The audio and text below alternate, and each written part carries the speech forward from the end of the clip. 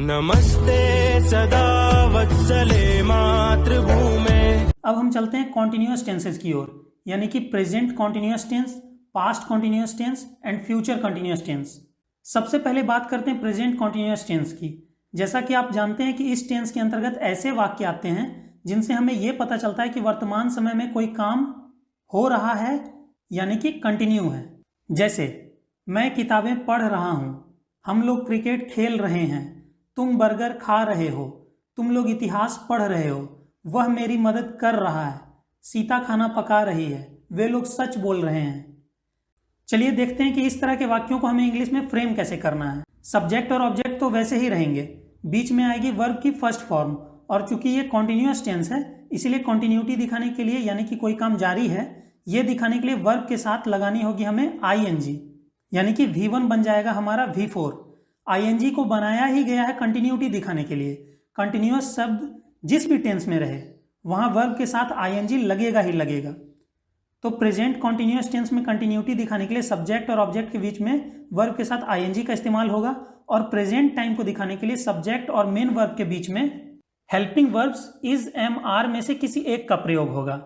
जैसा कि आप जानते होंगे कि आई के साथ एम का यूज होता है, और ही शी इट या एनी सिंगुलर नाउन के साथ, यानी कि थर्ड पर्सन सिंगुलर नंबर के साथ इज का यूज होता है। बाकी सभी के साथ आर का यूज होता है। जैसे मैं किताबें पढ़ रहा हूं, इसकी इंग्लिश हो जाएगी आई एम रीडिंग बुक्स। हम लोग क्रिकेट खेल रहे हैं, वी आर प्लेइंग क्रिकेट। तुम बर्गर खा रहे हो, यू आर ईटिंग बर्गर। तुम लोग इतिहास पढ़ रहे हो, यू आर स्टडीइंग हिस्ट्री। वह मेरी मदद कर रहा है, he is helping me. Sita खाना पका रही है, सीता इज कुकिंग फूड। वे लोग सच बोल रहे हैं, they are speaking the truth. चलिए अब हम बात करते हैं पास्ट कॉन्टिन्यूअस टेंस की। जैसा कि नाम से ही पता चल जाता है कि यह भी एक कॉन्टिन्यूअस टेंस है, लेकिन यह पास्ट का कॉन्टिन्यूअस टेंस है, यानी कि इससे हमें यह पता चलता है कि बीते हुए समय में कोई काम जारी था।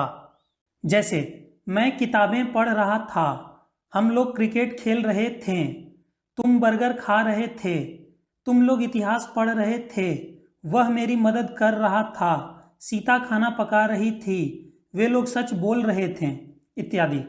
इस तरह के वाक्यों की इंग्लिश बनाने के लिए हम प्रेजेंट कॉन्टिन्यूअस टेंस जैसे ही स्ट्रक्चर को ही फॉलो करेंगे, यानी कि कंटिन्यूटी दिखाने के लिए सब्जेक्ट और ऑब्जेक्ट के बीच में वर्ब के साथ ing लगेगी, लेकिन चूंकि ये पास्ट टेंस है इसीलिए हम प्रेजेंट की helping verbs is am are की जगह पर पास्ट की हेल्पिंग वर्ब्स वाज या वर का प्रयोग करेंगे।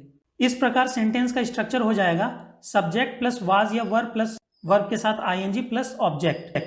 वाज का प्रयोग हम फर्स्ट पर्सन सिंगुलर नंबर यानी कि आई और थर्ड पर्सन सिंगुलर नंबर यानी कि ही शी इट या एनी सिंगुलर नाउन के साथ करते हैं। बाकी सभी के साथ हम वर का प्रयोग करते हैं। जैसे मैं किताबें पढ़ रहा था, इसकी इंग्लिश हो जाएगी आई वॉज रीडिंग बुक्स। हम लोग क्रिकेट खेल रहे थे, वी वर प्लेइंग क्रिकेट। तुम बर्गर खा रहे थे, यू वर ईटिंग बर्गर। तुम लोग इतिहास पढ़ रहे थे, यू वर स्टडीइंग हिस्ट्री। वह मेरी मदद कर रहा था, he was helping me. Sita खाना पका रही थी, सीता वॉज कुकिंग फूड। वे लोग सच बोल रहे थे, दे वर स्पीकिंग द ट्रूथ। तो ये था हमारा पास्ट कॉन्टिन्यूअस टेंस। अब हम बात करते हैं फ्यूचर कॉन्टिन्यूअस टेंस की। जैसा कि नाम से ही स्पष्ट है कि कोई काम अगर भविष्य में जारी रहेगा तो उसे हम फ्यूचर कॉन्टिन्यूअस टेंस के अंतर्गत रखेंगे। जैसे मैं किताब पढ़ता रहूंगा, या जिसको कि हम लोग इस तरह भी कह सकते हैं मैं किताब पढ़ रहा होऊंगा। हम लोग क्रिकेट खेल रहे होंगे, या हम लोग क्रिकेट खेलते रहेंगे। तुम बर्गर खाते रहोगे, तुम लोग इतिहास पढ़ रहे होगे। वह मेरी मदद करता रहेगा, सीता खाना पकाती रहेगी। वे लोग टीवी देखते रहेंगे, या वे लोग टीवी देख रहे होंगे। इस तरह के सेंटेंसेज में हमें क्या करना है कि सब्जेक्ट और ऑब्जेक्ट तो वैसे ही रहेंगे, कंटिन्यूटी दिखाने के लिए वर्ब के साथ ing भी लगेगा, लेकिन फ्यूचर टेंस दिखाने के लिए हम हेल्पिंग वर्ब के रूप में शैल या विल का इस्तेमाल करेंगे।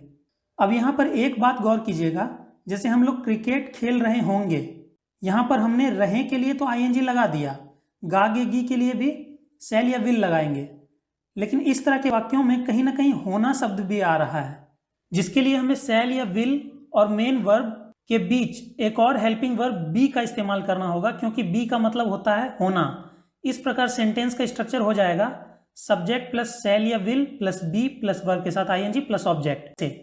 मैं किताबें पढ़ रहा होऊंगा, I shall be reading books. हम लोग क्रिकेट खेल रहे होंगे, we shall be playing cricket. तुम बर्गर खा रहे होगे, you will be eating burger. तुम लोग इतिहास पढ़ रहे होगे, you will be studying history. वह मेरी मदद करता रहेगा, he will be helping me. Sita खाना पकाती रहेगी, Sita will be cooking food. वे लोग टीवी देखते रहेंगे, they will be watching TV. चलिए कॉन्टिन्यूअस टेंसेस की बात हुई खत्म।